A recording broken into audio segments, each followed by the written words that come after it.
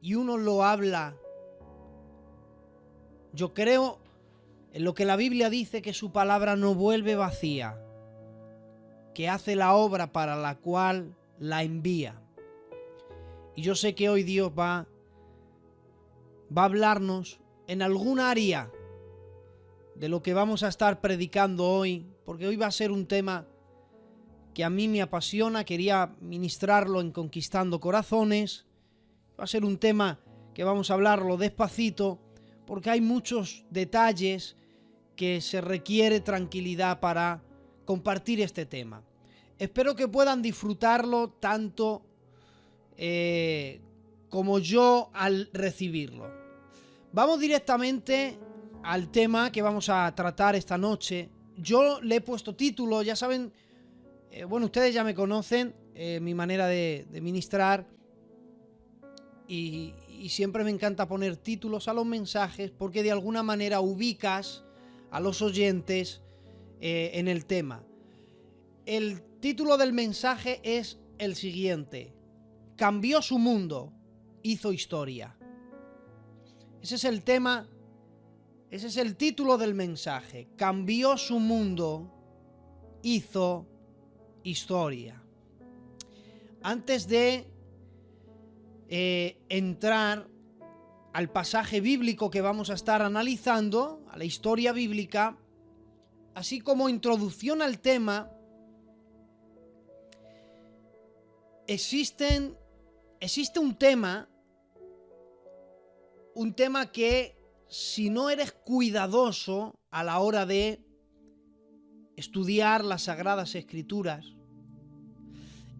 y para estudiar las Sagradas Escrituras, miren, a mí me encantaría, bueno, yo lo estoy haciendo, este mes estoy muy ocupado y apenas he dado 2 clases, pero yo estoy compartiendo en mi canal en YouTube hermenéutica, porque creo que todo cristiano, sea predicador o no, debería realizar un curso de hermenéutica. La hermenéutica bíblica en este caso, porque la hermenéutica es una ciencia que se puede aplicar a varios campos académicos, pero en este caso estamos hablando de hermenéutica bíblica. Por lo tanto, es la hermenéutica que se aplica a las Sagradas Escrituras. ¿Qué es la hermenéutica? Es el arte de interpretar las Escrituras, pero interpretar las Escrituras en su contexto.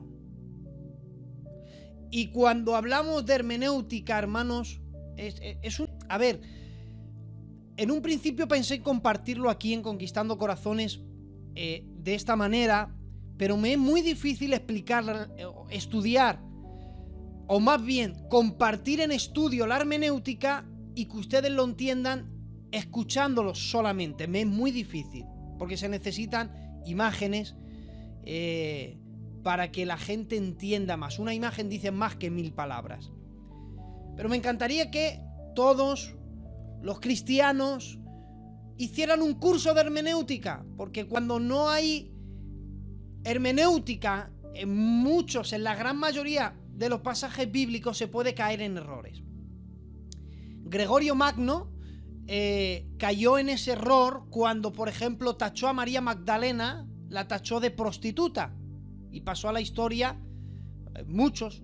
El mundo secular toma a María Magdalena, la ponen como una figura de una mujer de mal vivir. De la Biblia no ha salido tal afirmación.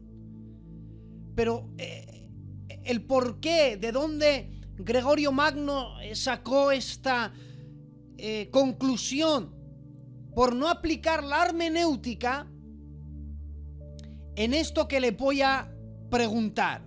Yo lanzo una pregunta para pensar solamente, ¿de acuerdo? Una pregunta y que va relacionado a lo que vamos a hablar hoy. ¿Quién ungió los pies a Jesús con un perfume caro? Es una pregunta que yo la lanzo como introducción del tema para que nos haga pensar. ¿Quién ungió a Jesús los pies con un perfume caro? ¿Quién derramó un perfume sobre Jesús? ¿Quién lo hizo? A causa de no aplicar la hermenéutica, han habido un montón de teorías y de ahí dedujeron que María Magdalena, la historia viene con una mala interpretación de esto, pues era una mujer de mal vivir. Pero miren, hermanos, me encantaría que vieran el esquema bíblico que yo estoy viendo, que de hecho es el trabajo en PowerPoint, que son con imágenes que yo realizo para mis notas personales. Miren, el esquema bíblico es el siguiente, y ahora entramos en materia, ¿vale? Que necesito hablarles esto. Existen en el Nuevo Testamento 4 evangelios: Mateo, Marcos, Lucas y Juan.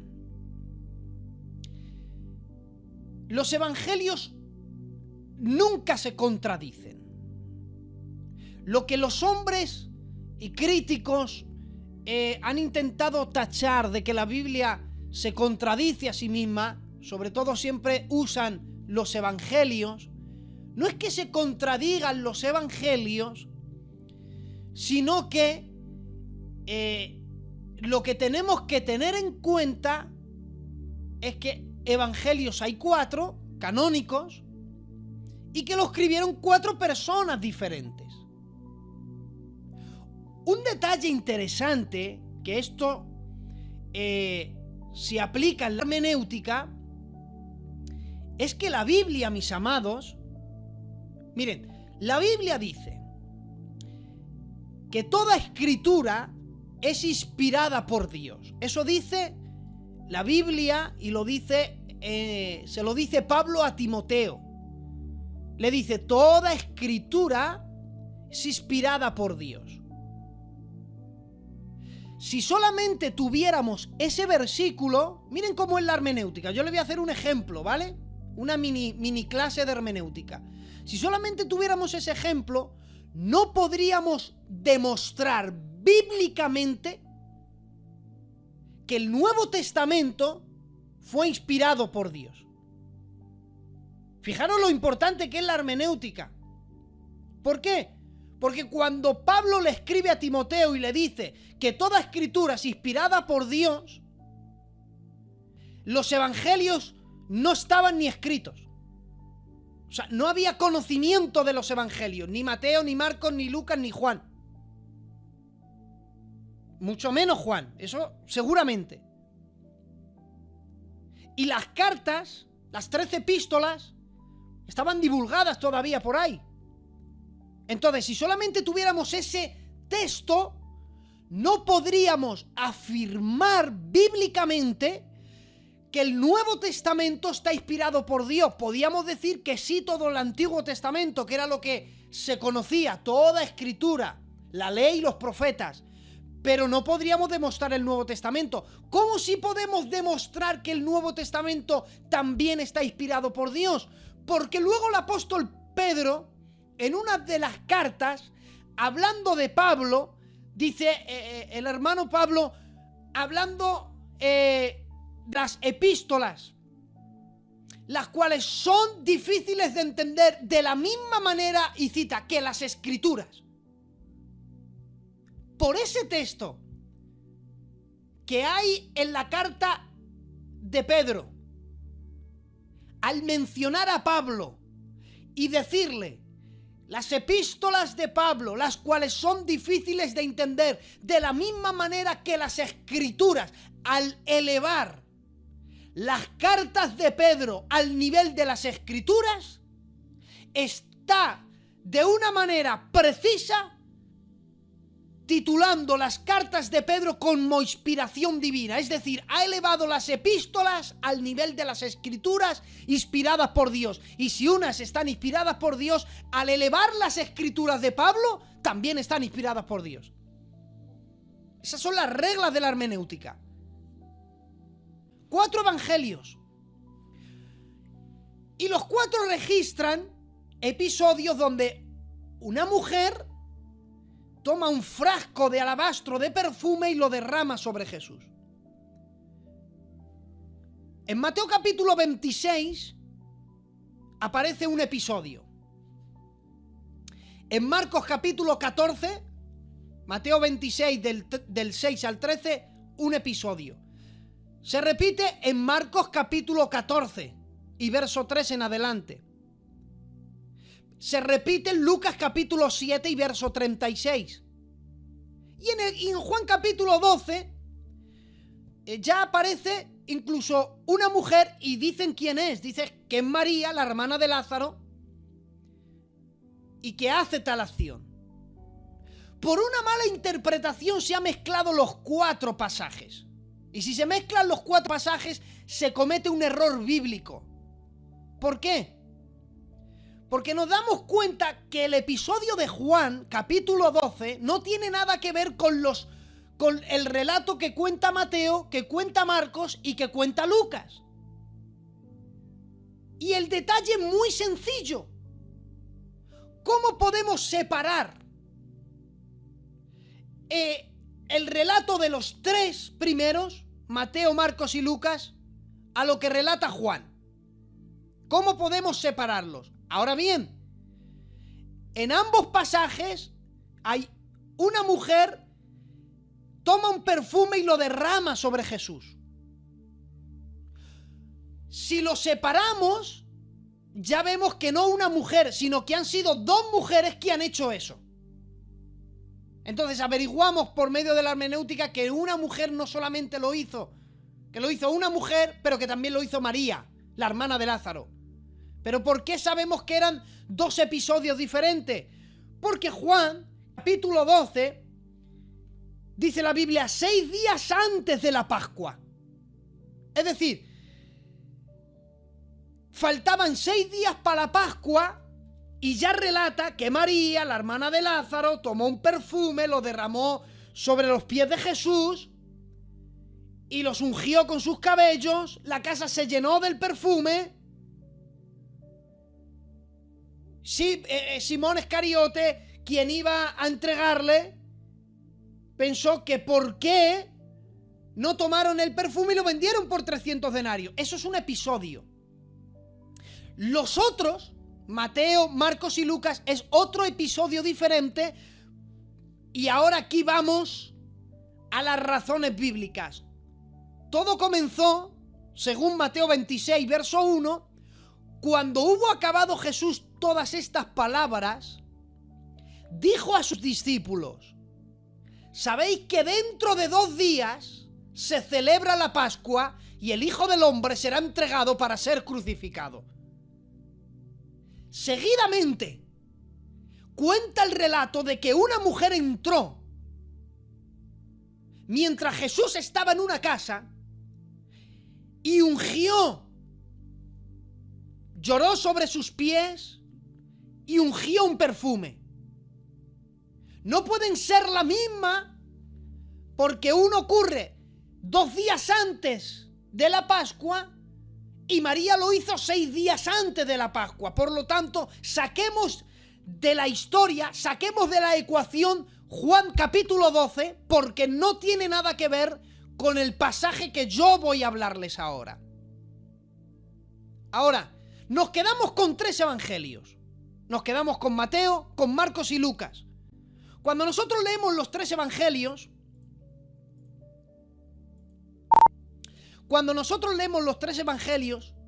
nos damos cuenta que 2 de ellos prácticamente son idénticos. Mateo y Marcos prácticamente son idénticos. Jesús está en una casa, en la casa de Simón el leproso, entra, está allí cenando, entra una mujer, derrama el perfume y entonces él habla a los discípulos.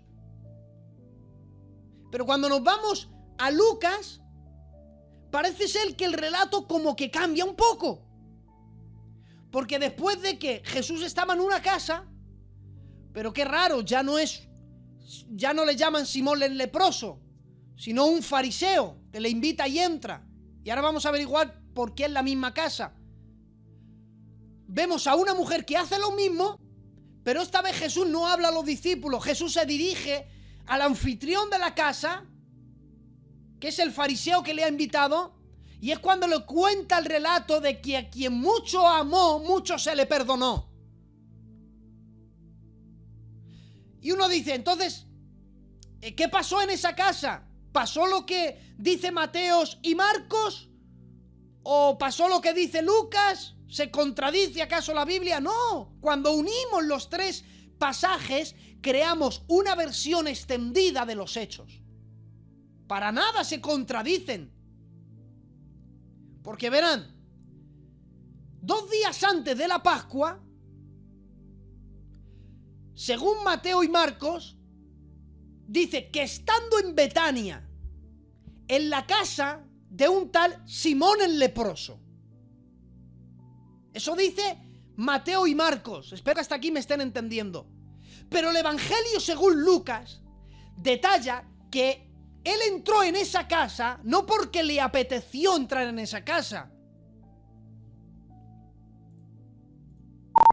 Lucas detalla que entra en esa casa porque le invitaron a entrar.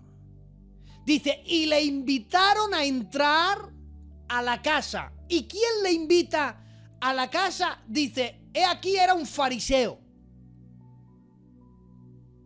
Lo que no dice Mateo y no dice Lucas y no dice Marcos, lo dice Lucas. Dice, muy bien, es verdad que estaba en Betania, es verdad que estaba en una casa, pero Lucas da el detalle. No estaba allí porque quiso estar, estaba allí porque le invitaron a estar. Y quien le invitó resultó que era un fariseo. ¿Por qué Lucas da más detalles? Volvemos a la hermenéutica. Capítulo 1 de Lucas. Dice, porque estudiando todas las cosas que desde el principio son ciertísimas, las he investigado y las he puesto en orden, oh excelentísimo Teófilo. Lucas, a diferencia de Mateo y de Marcos, incluso a diferencia de Juan, él estudió más diligentemente. Se convirtió en un periodista que fue región por región recopilando las historias. Me dirás, Eugenio, pero que toda escritura es inspirado por Dios. Sí, si eso nadie lo duda. La Biblia está inspirada por Dios. Nadie duda eso. Los santos hombres de Dios siendo inspirados por el Espíritu Santo. Nadie duda que la Biblia está inspirada por Dios. Pero la hermenéutica, para entenderla y usarla, hay una regla esencial que tenemos que tener en cuenta. La Biblia no la trajo un ángel del cielo. La Biblia es el resultado de la inspiración divina usando a los seres humanos. Que nadie piense que el Evangelio de Lucas salió porque un día Lucas estaba en su casa orando, entró en trance, se le pusieron los ojos en blancos, sin que él fuera consciente cogió un pergamino y una pluma, y cuando quiso despertar de ese letargo, de ese sueño, ya tenía el Evangelio de Lucas. Así no salió la Biblia. Cuando Pablo escribe las cartas a las iglesias, Pablo no sabía que iba a escribir lo que hoy tenemos en las manos, la Biblia. Pablo escribe cartas. Ya está. Es como si yo escribo una carta al tío Juan.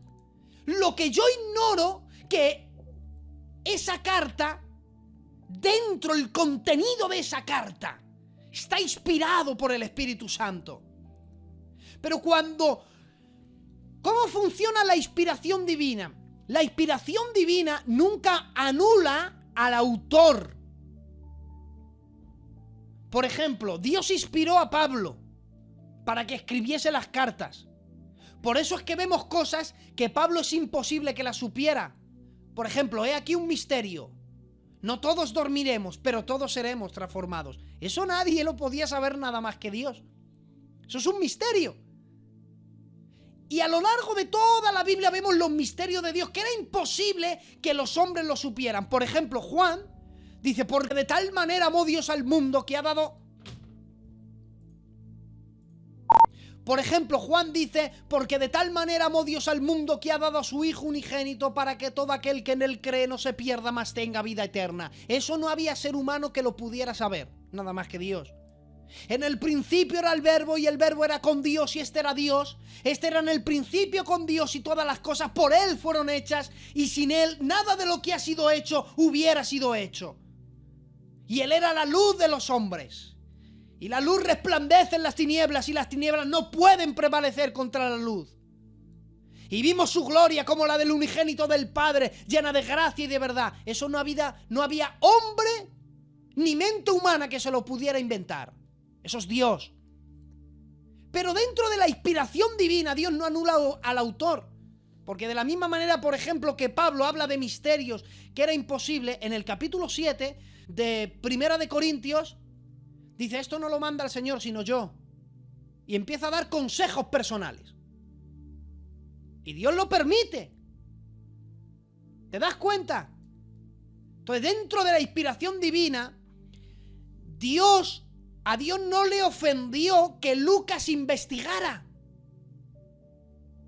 Al contrario, es un trabajo de orden, respaldado por el Espíritu Santo. Cuando Lucas investigó, se dio cuenta que, si es verdad, él estaba en Betania, y es verdad que estaba en una casa, pero estaba ahí porque le invitaron, Porque ya ha suelto semillas, Dios nunca rechaza invitaciones. Estaba en una casa, sí, pero porque la invitaron. ¿Cómo quieres que Dios esté en su casa si todavía no la ha invitado a entrar? ¿Cómo quiere que Jesús sea el Señor de su casa si todavía no la ha invitado a que sea el Señor de su hogar? ¿Cómo quiere que sea el Señor de su vida si todavía no le ha permitido que Él reine sobre su vida? ¿Cómo quiere que sea el Señor de su matrimonio si no la ha invitado a entrar? ¿Cómo quiere que sea el Señor de su trabajo si no le da el señorío? Jesús no entra en un lugar si no le invitan. Y más detalles dice Lucas, que sepan que el que le invitó era un fariseo. Ah, amigo, ahora entiendo por qué era leproso y vivía en Betania.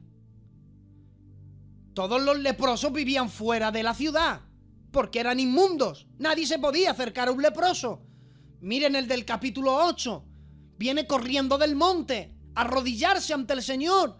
Es que los leprosos tenían que ir fuera de la ciudad, eran inmundos. Ahora entiendo por qué era Simón el leproso y vivía en Betania. Porque tenía demasiadas influencias humanas, era fariseo. Y los fariseos entre fariseos se ayudaban mucho. ¿Te das cuenta cómo es la versión extendida? ¿Por qué sé que ese fariseo es Simón? Porque en el capítulo 7, verso 40, Jesús se dirige a él diciendo, Simón, una cosa te tengo que decir. Por eso es que sé que Lucas, Marcos y Mateo hablan el mismo episodio. Mateo y Marcos cuentan lo mismo, Lucas hace la diferencia, pero la diferencia mira cuál es. Mateo y Marcos cuentan el relato y describen la reacción que tuvieron los discípulos y lo que Jesús le contestó a los discípulos. Lucas cuenta el relato, pero cuenta la reacción que tuvo Simón y la contestación que Jesús le dio a Simón. Pero no se contradicen. Nuestro episodio a analizar no es el de Lucas. No vamos a llegar ahí. Pero vamos a dar un vistazo a la unión, por ejemplo, al de Marcos, que es el mismo relato que el de Mateo, pero estando él en Betania, en la casa de Simón el leproso, sentado a la mesa, vino una mujer con frasco de alabastro de perfume, de nardo puro, de mucho precio. Y dice, y quebrantando el vaso de alabastro, lo derramó sobre su cabeza. Y hubo algunos que se enojaron dentro de sí. Dijeron, ¿para qué se ha hecho este desperdicio de perfume? Fíjense, porque podía haberse vendido por más de 300 denarios y haberse dado a los pobres, y murmuraban contra ella. Jesús le dijo, dejadla, ¿por qué la molestáis? Buena obra ha hecho. Siempre tendréis a los pobres con vosotros, y cuando queráis les podéis hacer bien, pero a mí no siempre me tendréis. Esta ha hecho lo que podía, porque se ha anticipado a ungir mi cuerpo para la sepultura. De cierto os digo, que donde cualquiera que se predique este evangelio en todo el mundo, también se contará lo que ésta ha hecho en memoria de ella. Alabado sea el nombre del Señor en esta noche. Yo no sé si hasta aquí me están entendiendo, pero abróchense los cinturones porque vamos a despegar, hermanos. Fíjense, capítulo 14, verso 3. Entrando en Betania, en la casa de Simón el leproso. Me encanta esto, hermanos, me encanta. En la casa de Simón el leproso. Noten que Jesús no ha vuelto, no está en Betania a resucitar a nadie. Ya estuvo allí para resucitar. Y ahora vamos a dar un detalle. Pero esta vez no está allí para resucitar a nadie, no. Está allí porque le han invitado. Y no le ha invitado Simón el sabelotodo. No le ha invitado Simón el millonario. No, le ha invitado Simón el leproso. Señores, le ha invitado a comer. Dios mío de mi alma. No sé si yo estoy siendo claro esta noche. Le ha invitado un leproso a comer a su casa. Que no es Simón el millonario. Que no es Simón el sabelotodo. Que es Simón el leproso. Te invito a comer, yo que soy leproso. Y aquí veo, hermanos, algunos detalles interesantes. Número uno es que Jesús nunca rechaza invitaciones de nadie. Él no rechaza invitaciones. Por eso es que he dicho al principio que Él está donde le invitan. ¿Saben ustedes, hermanos, que el mensaje a las 7 iglesias, el final del mensaje a la Odisea es: he aquí yo estoy a la puerta y llamo? Es un mensaje a la iglesia. ¿Sabe cómo empieza capítulo 1 de Apocalipsis? Cuando dice: he aquí vi uno semejante al Hijo del Hombre en medio de 7 candeleros de oro, con las 7 estrellas en su mano. Y luego diría que los candeleros son las iglesias, de las 7 iglesias que luego hablaría: Éfeso, Esmirna, Tiatira, las 7 iglesias. Y las estrellas, la palabra estrella se interpreta como ángel, pero cuando él dice escribe al ángel de la iglesia, se está refiriendo al mensajero, al pastor de esas iglesias. Entonces, en Apocalipsis capítulo 1, Juan describe una visión. Dice: veo a Dios, le veo a Él, en medio de las iglesias, teniendo a los pastores en su mano. Eso es en el capítulo 1. En el capítulo 3, la revelación es esta: es que la Odisea le tenía a Jesús fuera en la puerta llamando. Porque empezaron teniéndole la iglesia dentro y poco a poco le echaron fuera de la iglesia.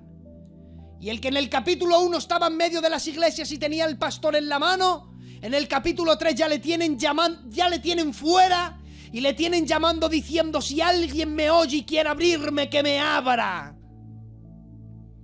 Porque él no está donde no es querido. Donde le invitan que se marche, él se marcha.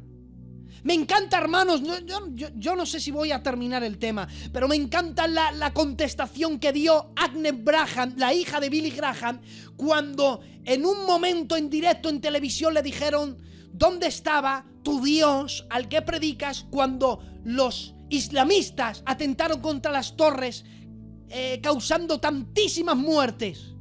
En directo. Era una respuesta que no estaba programada, una pregunta que no estaba programada. Y Agnes Braham agachó la mirada. Me imagino al diablo frotándose las manos diciendo: te he avergonzado. En ese momento aquella mujer era el representante de Dios en ese momento para toda la nación. Lo que ella dijera ensalzaría a Dios, o Dios quedaría muy mal con la contestación de ella. Pero ayudado por el Espíritu Santo, Agnes Braham levantó su mirada y dijo: creo que esa respuesta merece un poquito de más detalle. ¿Dónde estaba Dios? Creo que empezó hace mucho tiempo. Cuando saquemos la Biblia de las escuelas de nuestros hijos y echemos la Biblia fuera de las escuelas y quitemos las oraciones al principio de las clases. Creo que siguió cuando aquel doctor, y citó a un doctor, dijo que las mujeres eran dueñas de su cuerpo, las niñas, y a partir de los 13 años ya podían libremente abortar sin necesidad de pedir consentimiento a sus padres. Creo que siguió cuando proclamemos que la nación... había una ley que apoyaba el matrimonio homosexual, incluso les ayudaba para adoptar. Poco a poco echemos a Dios de las escuelas, echemos a Dios de las leyes, echemos a Dios del gobierno, echemos a Dios del país, y ahora que ha venido una ruina al país, decimos ¿dónde estaba Dios? Muy sencillo, es que Él... sencillamente le pedimos que se marchara de las escuelas, que se marchara de las calles de Nueva York, que se marchara de la nación, y él, como todo un caballero, ha agachado su cabeza y se ha marchado. Ahora nadie le puede culpar de por qué no nos ha protegido, porque sencillamente nosotros le echemos del país, no quisimos que él nos protegiera. Si él no está donde le invitan, tampoco está donde no le respetan. Pero donde le invitan, aunque sea un leproso, para darle de comer, Jesús va. ¿Y por qué Jesús va a la casa de un leproso y se sienta con él? Porque Jesús no tiene miedo a ser contaminado. Porque si alguien iba a salir contaminado de aquella cena, no iba a ser Jesús del leproso, sino que el leproso iba a ser contaminado de la santidad que desprendía su persona. Él no tiene miedo. Está allí en Betania. Él no ha ido a resucitar a nadie. En otra ocasión sí fue a Betania, porque su amigo Lázaro, el que decían que estaba enfermo, ya había muerto. Y apareció 4 días antes. Si hubieras estado aquí, le dice, sé que mi hermano no hubiera muerto. Pero Jesús llega 4 días después. ¿Y por qué 4 días después? Si según los judíos cabía la posibilidad que al tercer día volviera a la vida, porque el espíritu rondaba el cuerpo del difunto, pero al 4.º día ya no había esperanza. Y él llega al 4.º día. Tengo 2 cosas que decir. Número 1, Jesús nunca llega tarde. Siempre llega a tiempo. Y aunque venga después de 4 días, cuando ya no había esperanza para que él resucitara, Lázaro resucitó. Porque te tengo una frase y quiero que la grabes en el corazón. Ni necesita Dios tus esperanzas para resucitar tus sueños. Porque cuando Dios se empeña en hacer algo, lo hace. Sigue el pasaje diciendo que vino una mujer con un perfume muy costoso, quebrantó el frasco de alabastro, lo derramó sobre su cabeza. Algunos dijeron entre sí, qué desperdicio de perfume es este. Los que criticaron no entendieron la acción de aquella mujer. Pero qué desperdicio. Estás desperdiciando algo muy costoso, hombre.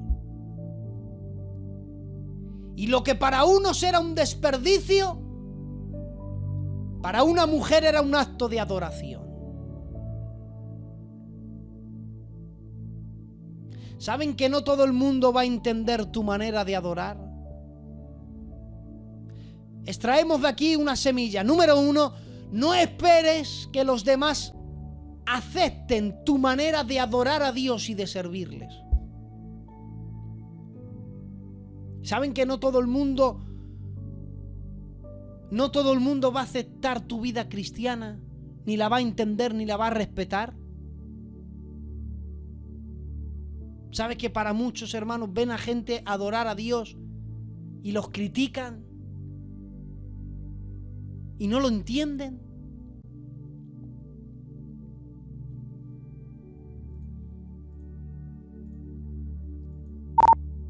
Y lo que para muchos es un desperdicio, para otros es un acto de adoración. Pero muy sencillo. Lo normal es que los leprosos critiquen a los que adoran con excelencia. Si los que son verdaderamente adoradores no van por las iglesias, no van examinando a nadie, ni criticando a nadie, hermanos, tienen su tiempo tan invertido en adorar a Dios y en servir a Dios que no les cabe tiempo de mirar a los demás. El que sirve a Dios y adora a Dios no tiene tiempo, no malgasta el tiempo en ver los errores de los demás. Lo que para otros era un desperdicio, para aquella mujer era un deleite hacerlo. Quizá para muchos sea un desperdicio hacer cello. Todavía estáis en el cello, que ya han abierto las iglesias. Iros a los cultos, todavía hay en el cello. Lo que para muchos es un desperdicio, para otros es un deleite. Hoy sábado había culto en mi iglesia. Pero si yo voy al culto y se me hace tarde, no tengo el tiempo que he invertido hoy para predicar, no lo hubiera tenido. Pero para mí, este día que me toque predicar en Conquistando Corazones es algo, está en mi agenda semanal como algo sagrado. Yo tengo que predicarle y dedico mi tiempo. Lo que para unos es un desperdicio, para otros es un deleite. Deleítate en adorar y servir a Dios. Que a veces, hermanos, cuando nos deleitamos en servir y adorar a Dios, no hace falta ni que le recordemos a Dios las peticiones de nuestro corazón. Porque hay un salmo que dice: deleítate en Jehová, y cita, y Él concederá las peticiones de tu corazón. Miren cómo sigue la historia. ¿Has visto que todos la han despreciado? Y cuando esta mujer va a ser humillada, mira lo que dice el verso 6. Pero Jesús dijo: dejadla. ¿Por qué causáis aflicción? Buena obra ha hecho conmigo. Aunque la gente no acepte tu manera de servir, tu manera de adorar a Dios, aunque la gente critique tu forma de vivir, aunque digan que es un desperdicio lo que estamos haciendo, no te preocupes, Jesús saldrá en tu defensa. Jesús solamente sale en defensa de los indefensos. Jesús solamente... Es que voy a decir una frase, pero es una frase, hermanos, para gente madura. Dios no tiene obligaciones con impíos. Esto es muy fuerte lo que acabo de decir. Dios no está obligado a nada. Y mucho menos... Dios no está obligado a nada. Y mucho menos tiene obligaciones con impíos. A veces los impíos como que le ponen condiciones a Dios. Y Dios no está obligado a nada. Y menos obligaciones tiene con impíos. Pero Él ha dicho de sus hijos e hijas que Él estará con nosotros todos los días. Él ha dicho: veis los pajarillos del campo, que no siembran ni recogen, pero vuestro Padre Celestial las alimenta. ¿No sois vosotros mucho más que ella? Esa palabra es para sus hijos, esa palabra no es para impíos. Dios no tiene obligaciones con impíos. Dios sale en defensa de los suyos, de sus hijos y de sus hijas. A veces creemos que porque Dios es Dios, tiene la obligación de atender y de cumplir caprichos a cualquiera que se lo pide, y Dios no es un cumple caprichos. Por eso Herodes Antipas le buscó, y cuando le encontró, dice, le estaba buscando, deseaba verle, porque esperaba ver hacer alguna señal. Y terminó aquella escena diciendo: que se vaya, este es un loco, sacarle de aquí. Porque dice la Biblia, Jesús no respondió palabra. Porque a A los que pretenden manejar a Dios a su antojo, Jesús ni tan siquiera les dirige la palabra. Por eso Él sale en su defensa.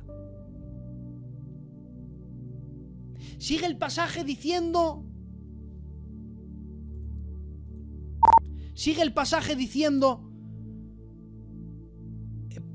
¿Por qué? ¿Por qué la estáis despreciando de esta manera? Y cita, porque pobres siempre tendréis con vosotros, y cuando queráis podéis hacerles bien, pero a mí no siempre me tendréis. Yo aquí tuve que estudiar un poco. ¿Sabes por qué tuve que estudiar? Porque el perfume era muy caro. Y si era muy caro, una pobre no puede comprarlo. Pero aquí, sin embargo, ¿qué dice? Porque pobres tendréis siempre. Pero si tiene un perfume caro, un pobre no puede comprar un perfume caro. Entonces, ¿a qué viene la respuesta de Jesús? Y para eso hay que usar la hermenéutica. Porque cuando dice a los pobres siempre los tendréis, les está recordando las sagradas escrituras. Y les está haciendo viajar a los allí presentes a Deuteronomio capítulo 15, verso 8. Dice, sino que abrirás a él tu mano libremente y prestarás todo lo que él necesite. Son mandamientos, o más bien directrices,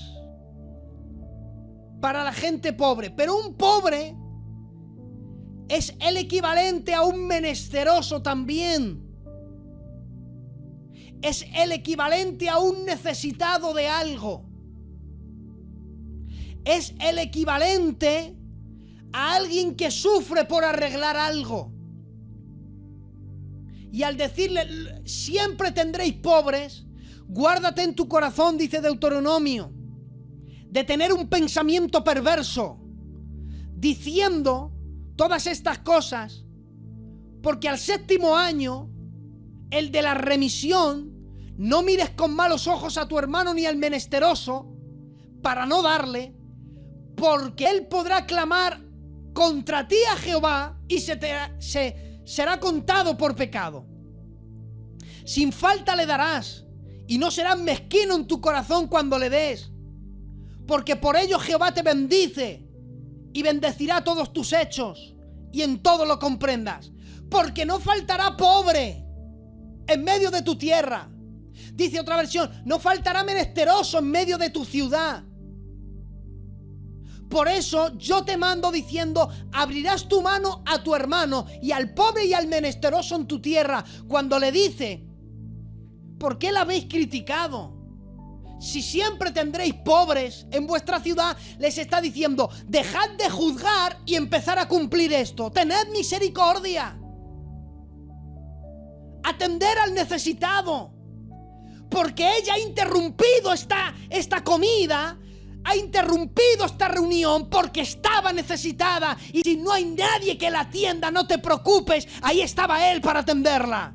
Porque te tengo noticias. Sí, a ti que estás atribulado, que estás quebrantado de corazón y todavía nadie te ha tendido la mano ni te ha prestado ayuda. Él está aquí para decirte, tranquilo pequeño, tranquila pequeña, estoy aquí para atenderte. Porque Él nos ha olvidado que hay que extender la mano al más necesitado. Por eso le dice, siempre tendréis, y cita una palabra, cuando queréis, podréis hacer el bien. Hay gente que dice, es que yo quiero pero no puedo. No. Hacer el bien no se trata de poder, sino de querer. No digas que no puedes, di más bien que no quieres. Porque bien se puede hacer de muchas maneras. Miren, por ejemplo, si no tienes dinerico, que vives al día, te vas a buscar la vida, te ganas 25 o 30 euricos, te ganas 50, vienes gozando a la casa, repartes, tienes para tu día, al día siguiente te tienes que levantar y buscar la vida porque vives al día. Y ahora viene alguien y te pide 1000 euros. No tienes. Ojalá los tuvieras. En eso sí puedes aplicar, quisiera, pero no puedo. Pero para hacer bien a alguien, muchas veces, hermanos, hemos casado el hacer bien con dinero. Pero se hace tanto bien, hermanos, sin necesidad de dinero.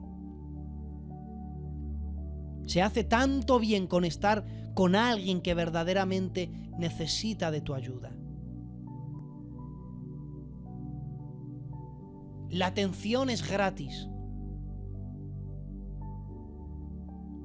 Nadie va a comprar una dosis de atención.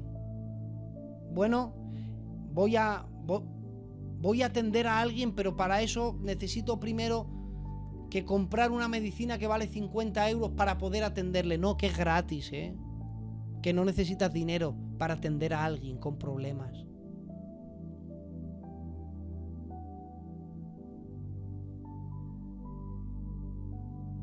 Aquella mujer hizo lo que tenía que hacer. Verso 8 y termino. Ha hecho lo que tenía a mano. ¡Qué lección! Es que Jesús, si es que no hay nadie como Él. De la manera que le enseña, nadie enseña. Les dice Jesús, ¿habéis visto lo que ha hecho esta mujer? Ha hecho lo que tenía al alcance de su mano. Lo que tenía a mano lo ha hecho.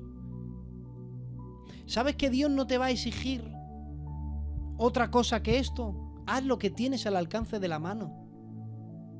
¿Ustedes se creen que a mí Dios me va a pedir cuenta de por qué no he ido al África a predicar?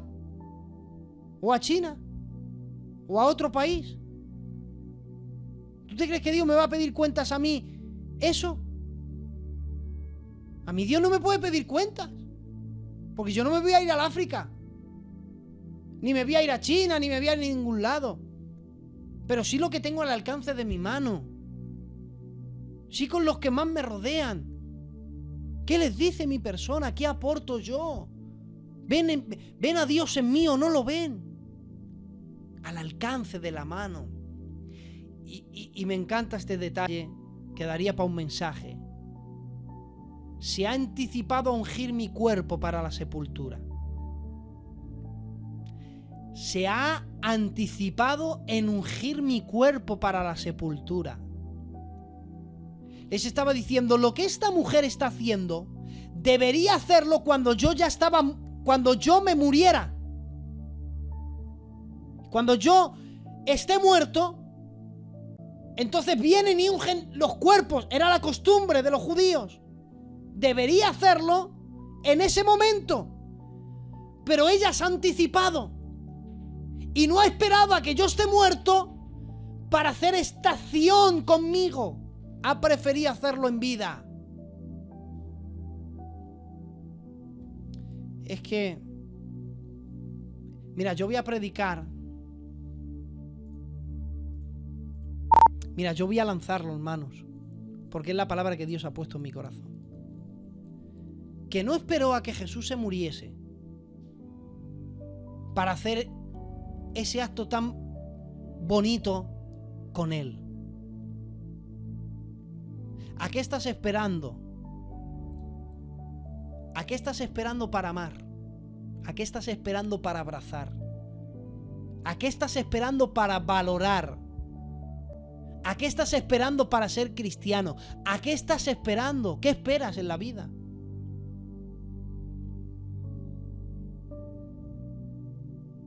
Quizás es una palabra muy fuerte, pero como luego la voy a subir a internet, esta palabra es para el mundo entero. ¿A qué hora? ¿A qué estás esperando? Y me digo yo a mí mismo, Eugenio, ¿a qué estás esperando para ser un buen hijo? Y que tus padres se sientan orgullosos de ti. ¿A qué estás esperando para ser un buen esposo? Para que tu esposa diga, ha sido lo mejor que me ha podido pasar en la vida. ¿A qué esperas para ser un buen padre?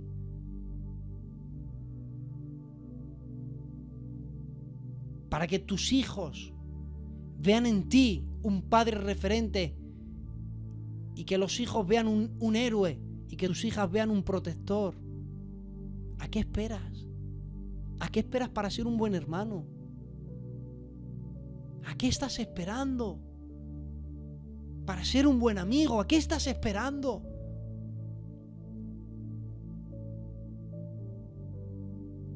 Si es el ahora, es el presente, es hoy. ¿A qué estás esperando para mantenerte en santidad? ¿A qué estás esperando para buscar a Dios? ¿A qué estás esperando para tomarte la vida cristiana en serio? ¿A qué estás esperando? Cuando hay gente que no espera el mañana, sino que vive el día a día, y el día a día mejora. Título del mensaje: cambió su mundo, por eso hizo historia. Por eso dijo: donde se predique este evangelio, se hablará lo que esta mujer hizo en memoria de ella. Jesús dijo: por lo que ha hecho, por no esperar a que yo me muriera, sino hacerlo mientras yo estoy vivo. Esta mujer ha cambiado su mundo, por lo tanto ha hecho historia, porque la recordarán siempre, y allí donde se predique este evangelio la honrarán a ella. Porque si quieres hacer historia, cambia tu mundo. ¿Cómo te recordarán las generaciones venideras? ¿Qué legado de vida vas a dejar? ¿Qué legado de principios, qué enseñanza? ¡Qué amor, qué cariño! Quizás no esperabas esta palabra, pero es la palabra que Dios ha puesto en mi corazón y me alegro de haberla predicado hoy. Quizá en otro momento seguimos la segunda parte, que es el relato de Lucas. Pero hasta aquí. Padre, te doy gracias en esta noche por darme fuerzas para predicar tu palabra, Señor. Te ruego que donde no he llegado yo con mi torpeza, Señor, tu Espíritu Santo haga comprender tu idea, la que tú tenías, para hablarles hoy, Señor. Gracias en esta noche. En el nombre de Jesús. Amén. Familia de Conquistando Corazones, que Dios les bendiga muchísimo. Adelante, tío Juan.